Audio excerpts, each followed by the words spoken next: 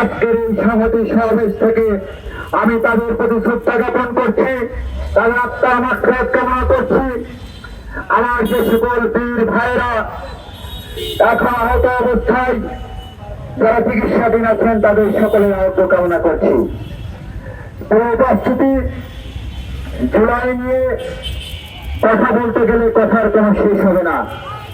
জুলাইয়ের ইতিহাস, রক্তস্নাতের ইতিহাস, যে ত্যাগের ইতিহাস, সেই ত্যাগকে কোন সংক্ষিপ্ত বর্ণনা বা ভাষণের মাধ্যমে প্রকাশ করার সুযোগ নেই।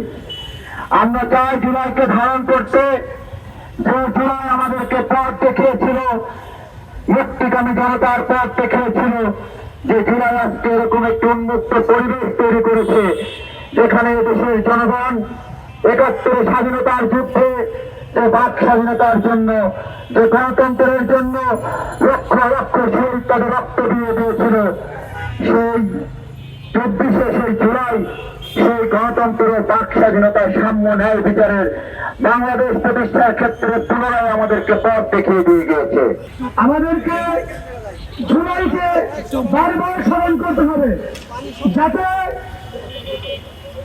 বিগত সময়ের মতো শেখ হাসিনার মতো ফেসিলাতি হয়ে ওঠার কেউ সমাজ দুঃসাহস না করে।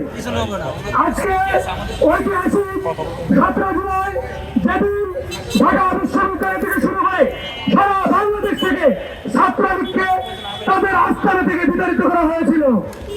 আমরা আজকে আবার স্মরণ করতে চাই, সারা দেশে বিভিন্ন জায়গায় ছাত্রলীগের সন্ত্রাসীরা মাথা ছাড়া দিয়ে ওড়ার চেষ্টা করছে।